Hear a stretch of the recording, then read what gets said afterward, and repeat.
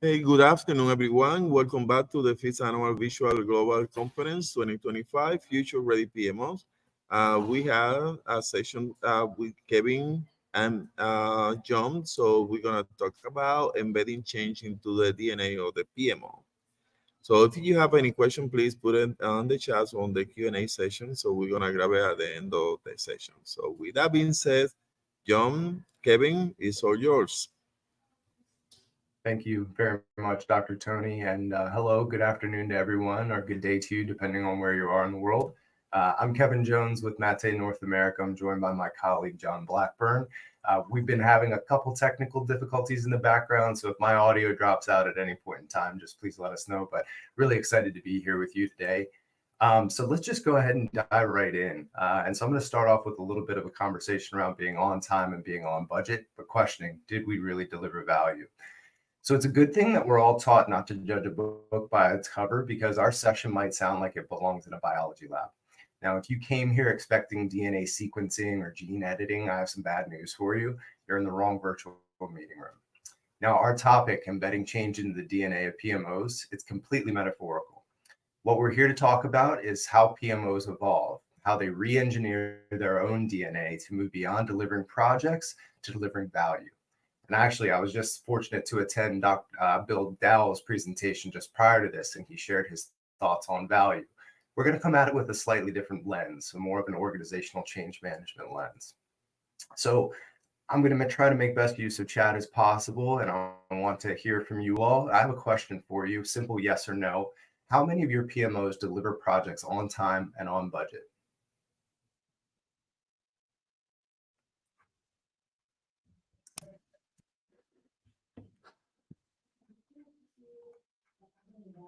All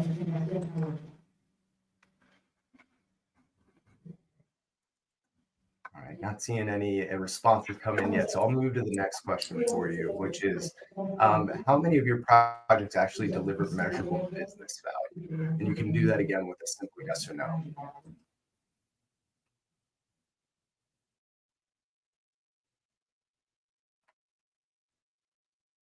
Sometimes, yes, okay. And Johnson, thank you. I see your responses now. Thank you. Wonderful. Well, we figured we'd get a little bit of a mixed bag in terms of responses. Some definitely do deliver on time and on budget, but there is a question around value. And that's kind of the gap that we're here to talk to you about today. You might come in and deliver based on traditional definitions of value or of delivery for project management, but not necessarily the business value that was expected coming out of the initiative or the effort. And so with that said, I wanted to just quickly go through, historically, PMOs were judged by whether a project was delivered on time or on budget and within scope. But that's output-based success, not outcome-based success. So a project team, they can deliver on all three of those things, on time, on budget, and in scope. But but they can still fail if they don't actually deliver the new system or the new process. So today we'll explore how PMOs can reach higher performance, either in partnership with organizational change management or by building strong change capability internally and evolve into what we would like to call value realization offices. Because in today's environment, success isn't about delivering deliverables. It's about delivering adoption, impact, and sustained behavior change. And that means integrating the science of delivery with the art of change. So to bring this to life for you, I'm going to kick it over to my colleague, John. He's going to share a little bit about one of his experiences he had where an organizational change didn't necessarily deliver value. So with that, John. Yeah. Hey, Kevin. Thank you. Appreciate being here as well. I did want to start a little bit with a story because it's a story that, may hit home for others as well. But, I'd say in the early 2000s, I was part of a large global systems integrator consulting firm, and we got acquired, like many of our peers, we got acquired by a large IT services company. And from my perspective, it was relatively early in my career. At that point in time, things went smoothly. I mean, I came over, we got integrated into the business. We started using all of the tools of the acquiring company. And really, it was quite seamless in regards to coming across and understanding the new way of working and those types of things. It wasn't until later, and I'd say about 15 years later, I was in a conversation with my new boss, who happened to be a senior executive at the acquiring company. We were both someplace else at that time. And he had asked me, he's like, "Hey, how did you get in? Where did you, what part of the business were you in?" Those types of things. And, I told him, "Hey, I came in as part of the acquisition and such." And the very first thing out of his mouth to me was, "Wow, that was a complete disaster," which was not what I had thought. I had no thought that it was a complete disaster at all. But it gave me a perspective that said, hey, there was obviously a business case that was built before the acquisition was done. There was obviously expectations set as to what it was going to deliver. And at least for one of the senior executives, it clearly didn't meet those expectations that they were after. So, it made me realize that, while it may have seemed that we were hitting our milestones, we were hitting our deliverables, things were happening the way they were supposed to be happening, it didn't mean that the value came out of the acquisition. And I think we see that an awful lot in projects that we execute as well. So Kevin, can you pounce to the next? There we go. So Yeah.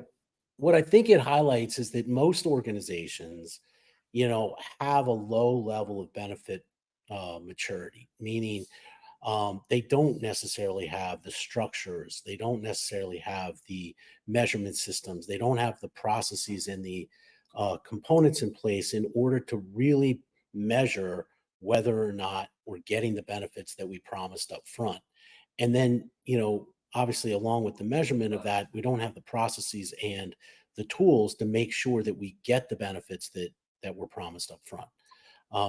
And so, some of the stats that you'll see is 83% of organizations will say that they have fairly low benefit realization maturity. And I think we see that in most of the companies that we work with. And coupled with that is sort of the next stat that I think you'll see here, which is I believe it's from a McKinsey study as well, that most of the benefits are recognized during implementation or after implementation. So, and it makes sense, right? It makes sense that the benefits of the implementation are going to come afterwards. But I think we also all know that once we go live, shortly thereafter, not just the PMO, but the project teams, everybody sort of dissipates and they all move on to the next thing. And a lot of that has to do with why we don't see benefits really accrue from these big transformation programs and projects that we all, that we take on. And it's why the CFOs of the world look around and, are so hesitant to go fund these initiatives, because they know there's a very high likelihood they're not going to get the business case that the project leaders have come to them with.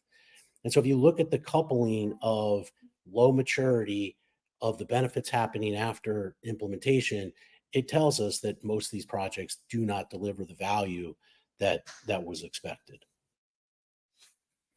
Kevin, you want to go to the next one for me? Yes. Thank you. So I thought maybe we could do is sort of shift it a little bit to, some of the myths, but then we'll get into kind of what some of the causes are. And I think, these are somewhat obvious, but maybe not. And if you can, I'm going to go ahead and go through this, and I'll go through the next page as well. But if you don't mind, maybe drop into the chat, what are some of the myths that you hear about, value realization, but then also, what do you think some of the biggest hurdles are in order to get there? So I'll let you kind of do that as I talk through these next couple pages, and we'll sort of take a look at them at the end. But one of the things that we do here is that, if the project was successful, then it must have the benefits. The benefits must have accrued, which I think we all know, inherently is just not always true. Also, if I complete on time, I complete under budget, I got all my deliverables done, it had to have delivered benefits. And I think, as we look at some of the stats from the prior page, at least in the McKinsey one, we could have projects that have delivered all of the deliverables by the time we go live, but then without the adoption, without the change being really bought into by the organization, we won't see those benefits. Kevin, can you jump to the next one? So I thought, let's think about, where's that missed value? And this is where I think you guys, if you can, drop it in the chat, maybe we can talk about a couple of them, some of the things that, some of the things that are happening to you, day to day. But as I sort of mentioned, and I think this is where the McKinsey study is really highlighting, is that, one of the causes of missed values around that leadership drift. And it really happens post go live, obviously. Leaders are all focused on transformation. They're all focused on the project itself, especially these long engagements. It could be 6 months, 12 months, 18 months of working hard to get to go live. And once they're done with it, they want to move on to the next thing. Moving on to the next thing, they need to do it from a business perspective. But what we recognize is that when they move on to the next thing, then their teams are less likely to adopt the new way of working. Their teams are less likely to really get the benefits out of the transformation. I think it goes along with one of the other things that really causes us to miss the value, which is really that robust nature of benefit tracking, of really closing the loop between actual delivery of deliverables and milestones, and how does that result in actual value of those deliverables and milestones, and closing that loop in our ability to track that, knowing that if I get these deliverables done, it is going to deliver this type of value, and then therefore I know what that value is and I can track that value. I think what we see is that without those, we have a lack of success in getting the value. And then the last piece of it is kind of the title of where we are, which is really, that lack of, the change or the value realization DNA really being embedded inside the organization. And it takes a lot. And I think we see in our PMOs that, change gets included, but is it really included at the level that it needs to be to ensure that we get the value out of the business or out of the transformation that we're driving? So Kevin, I'm trying to see some of the responses. And I think we've got a number of them.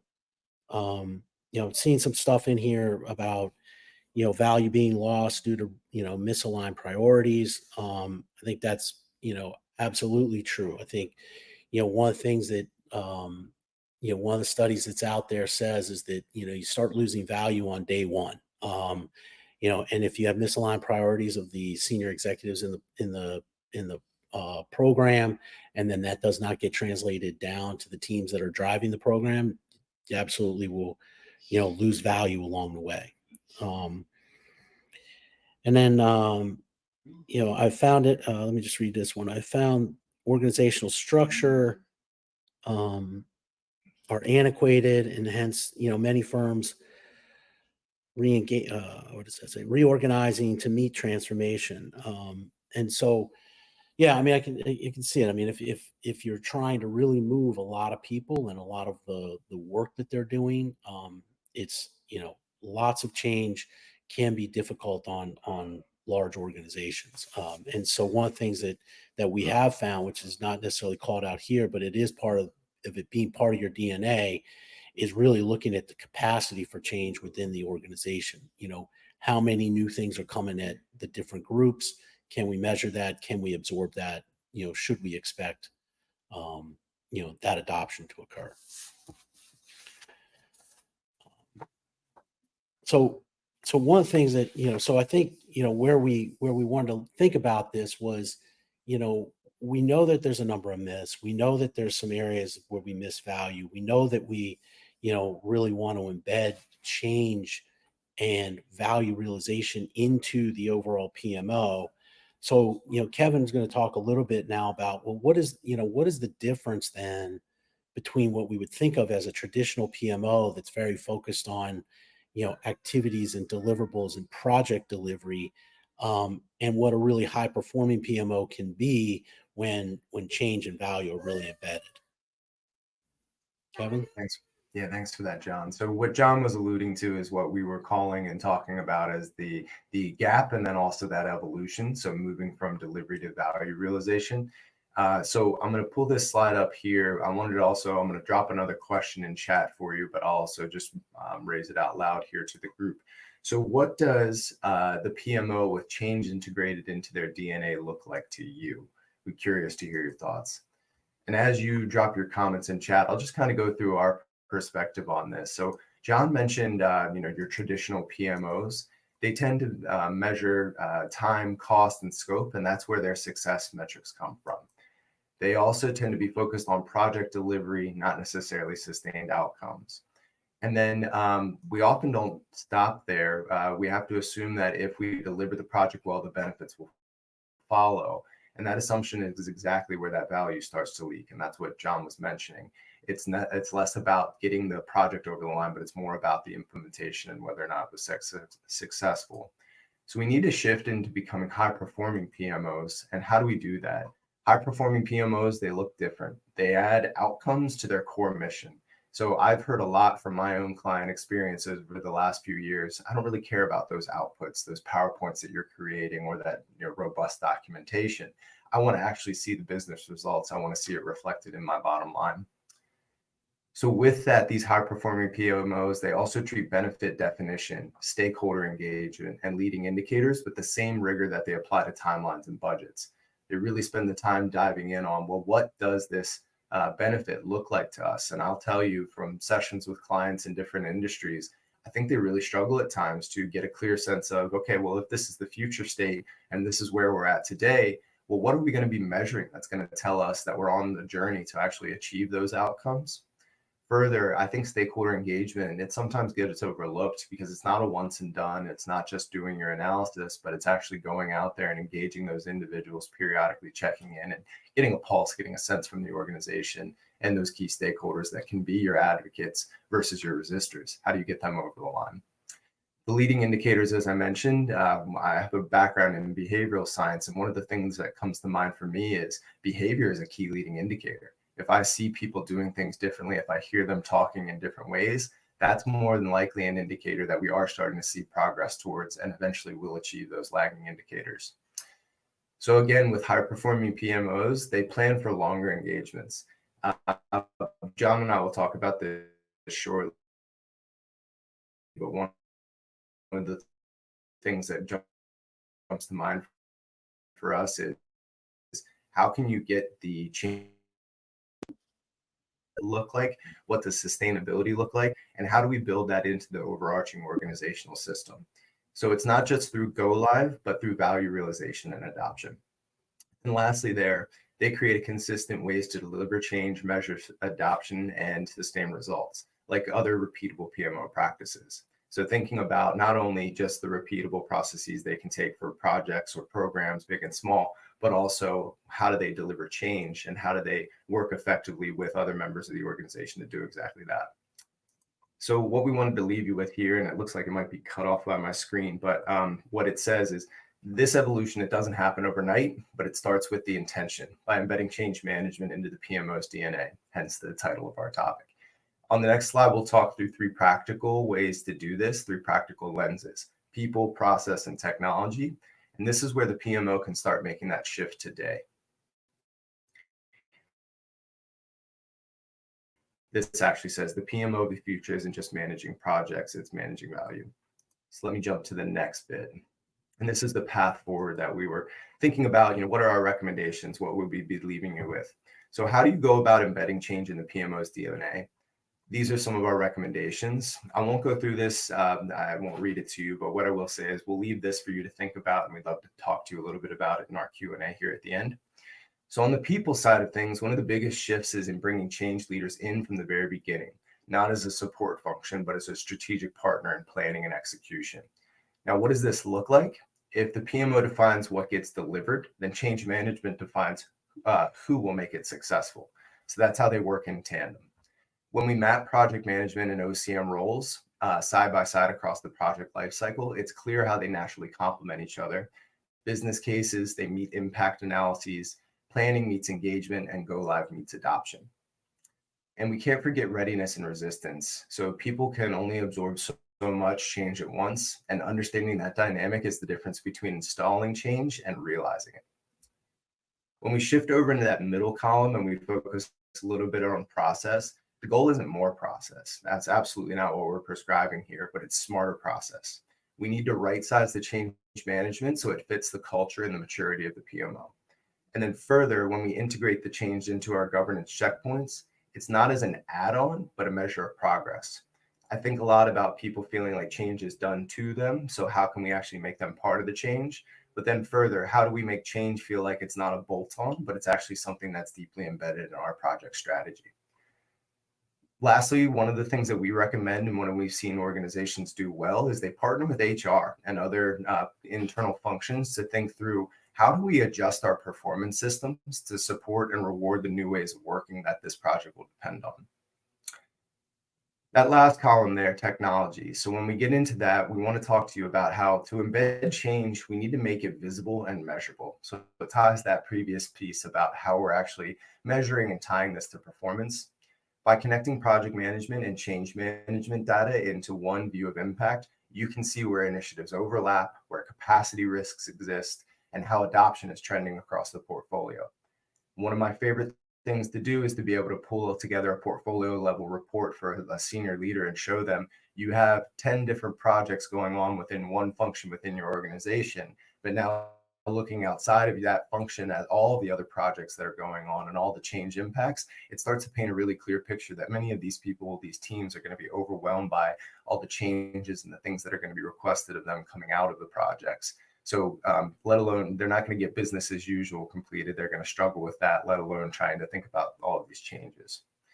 And this is where the PMOs, they evolve from tracking deliverables to managing value. Now, tools can really help you take things a step further. You can embed consistent, repeatable processes that allow for scaling organizational capacity for change. And I think that's the goal here. As much it is to change the DNA, it's to start flexing those muscles. And over time, you will grow and be able to take on even more as an organization and do it in a way where you create some resiliency within your organization as well. So the last bit around technology that I would leave you with, and we heard a little bit again from the previous presenter, you have to leverage technology to more predictably deliver outcomes and link change management, project management, and value realization together.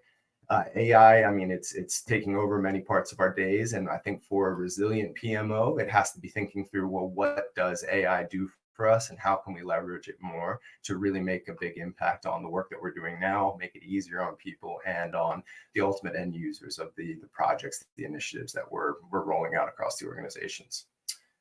So we'll leave you, like I said, with these recommendations, and we look forward to hearing your thoughts in the Q&A or after today's session. But now we'll start moving towards the closeout so we can get into and address some of your questions. So I wanted to share with you that we start off with one of these statistics here that 47% of innovative organizations that integrate project management and change management, they reported meeting or exceeding their objectives, which is 17% more than those that didn't integrate. And conversely, when projects with excellent change management, those are 6 times more likely to meet their objectives than those with poor change management. And it's really our parting thought for you today, which is embedding change isn't about adding more work. It's about changing the work DNA. When we combine those people insights that we talked about, the adaptive processes of intelligent technology, we can create PMOs that don't just deliver projects, they deliver transformation. And that's exactly the space where tools can help. That's where there are already tools that are out on the market that can help us with this and keeping consulting costs low, connecting the art of change with the discipline of delivering to realize value for your organization. I believe that's largely what we had for you today. But as we transition into this Q&A, one of the questions I'd like to leave for you is, what would your PMO look like if we manage value with the same rigor that we manage scope? And that's the journey that we're helping PMOs take, moving from project management offices to value realization offices. So with that, we'll shift into Q&A, and we can also address some of the comments here in chat.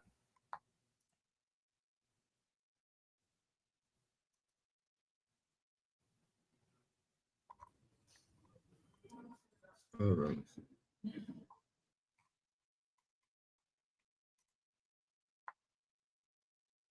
We had Dr. Tony there for a moment. Let me look back through this chat and see what we have.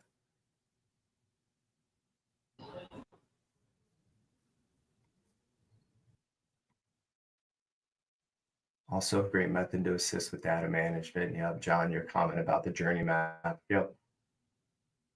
A couple of this other comments about misaligned OKRs. Yep, change management is often an oversight. We're seeing a lot of that, and that's kind of what we're here today to say that as much as you can focus on it, it will be important. Dr. Tony, see you there. Hey, hello, how you doing? Good day. So I have a question from Johnson. I don't know if you saw that one. That value is often lost to misaligned priorities, unclear success metrics, and resource constraint, making it hard to deliver maximum impact. Hold on, that's a statement, so it's not a question. But it's an important one. Yeah, misaligned priorities across the organization. That's why it's so important to get senior leadership aligned and figure out, well, what are the priorities and where do these projects fall within them? Because I've heard the expression, you can do anything, but can you do everything? And I think that's the way to look at this: is you could overwhelm an organization by trying to do too much. Right. So, what would be your last advice for the PMO leaders that are here? How they can show more value to the organization? That's, I think that we struggle with that. So we feel that we always begging for attention from the senior leadership. Yeah. John, you want to take that?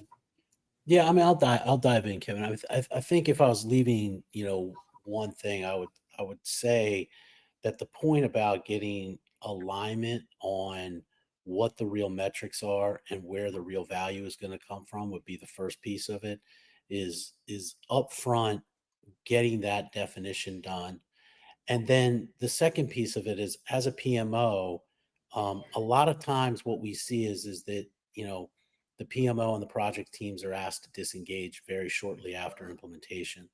What you see in, some of the studies that are out there and some of the successful companies is that the longer you can keep change involved, and you can drive adoption into, that post implementation phase, that's where the real value is coming from. And continuing to engage people to say, hey, this is the old way of working, here's the new way of working. People don't want to, people tend not to want to change. So you need to kind of stay with them as they're changing. But then, if you really think about how all these value models are created, the real value always comes after implementation. So you just need to, extend the time that you've got your change teams involved. And I think that just goes all along with, bringing the change management component closer to the core of what the PMO is Right. delivering. Yeah. Thank you. So I have a question from Johnson. So how do you know your PMO's projects are truly delivering value they promise? How do you know that the PMO projects are delivering the value that they promised? Exactly. Yeah, it's a good question. And I think it's nuanced, right? Because you have to have, to John's point, that really clear definition of value and understanding what that exactly looks like. And I think one of the things, even in John's story at the outset, is different people have different perceptions of what that value looks like. So how are you periodically checking in and making sure that, yes, we are tracking metrics, the leading and the lagging indicators that tell us whether we're on that path? But then also, how do we course correct early and often if we actually aren't seeing the progress towards the future state that we're trying to get to? And so I think one of those things is just being conscious of, it's more than just one person's definition of value that we have to be monitoring for and then actually reporting out on. And then from there, I think it is just being realistic around, all right, there is a number of different things that we're doing here, trying to accomplish here. And maybe not all of them are equal when it comes to the value equation at the end of the day. But through those conversations, hopefully we get to the point where there is some clear alignment that this was a valuable effort, or actually we've missed the mark and we can actually maybe go back to the drawing board a little bit early before we actually fully roll off all these resources. That way we can make some course corrections. Yeah. Yeah, we talk a lot about outputs versus outcomes. Yeah. If you really understand what the business trying to accomplish, you can measure the value yourself. So, and also another metrics that you can use is how often are you get a call into the room to discuss things that are important for the organization. If they don't call you, it's because they are ignoring you, so they don't know what you're doing. But if you get many calls from the senior leadership to consult with you, so now you are in value. So if you don't get those calls, so you need to question yourself. So what I'm doing here? Yeah. And that might Uh, be an opportunity for you to get out ahead of it. But John, you were going to say? Yeah, no, I was going to say, Dr. Tony, I think you're on an interesting point there, and I think especially for um, the PMOs that are long lasting PMOs that are multi-year, many different transformations, many different projects rolling through them. One of the things we didn't necessarily highlight here, but it really does drive it to be part of your DNA, is that consistency in method and that consistency in practice. And I think it ties to where you were going, which is if I'm working with my senior leaders in the same way on every project, on every transformation, they know what to expect. They know I'm going to come and I'm going to ask them these questions so we can identify what the value is that they want to get out of this initiative. And then if I'm using the same method to identify my stakeholders, to identify my leading and lagging indicators, to then do the measurement on the back end and to do the adoption, like if I'm consistent about that and I'm using the same methods and practices, then my organization starts to understand exactly what to expect. And then, Exactly. and then they know what to expect and it becomes part of what they do and just as naturally, hey, this is how we do projects at, ABC company. And I think that's really, important. And we didn't necessarily highlight as much, but I think it's very important in people understanding what's coming and knowing how things work. Yeah, definitely. Predictability. I have another question for Apple Rodriguez. He asking, what's your RICO 30, 30, 60, 90 plan method to obtain such goal? Yeah. I'd have to think back to what goal we were talking about, but I imagine it's related to thinking about things like focusing on people, process, and technology. But my mind goes to when I see 30, 60, 90-day planning, it's, what is your activation plan? How do you get leaders? How do you get teams or ultimate end users to be working differently? And how do you do that over short periods of time where it's digestible, you're starting to see outcomes?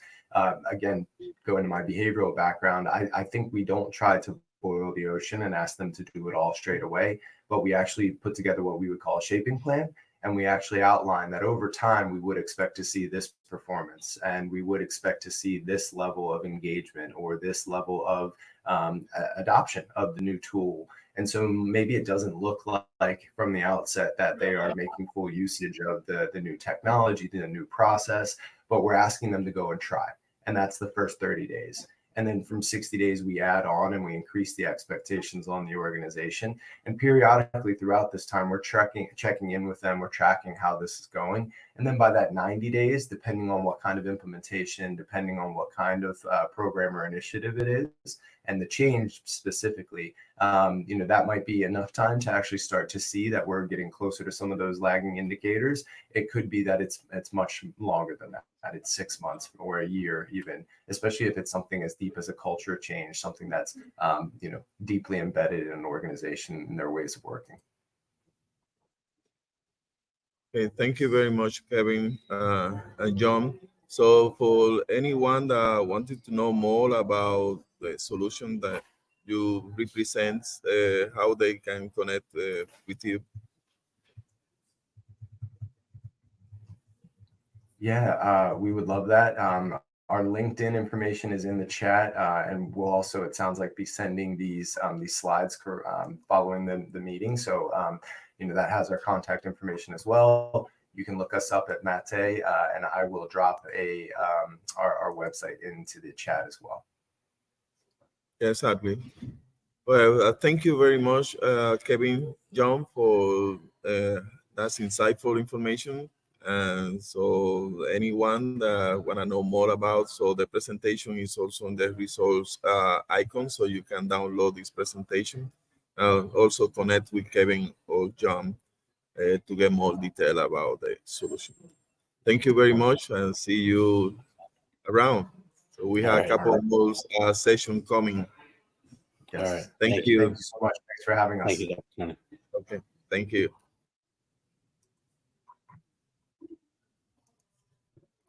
Go back.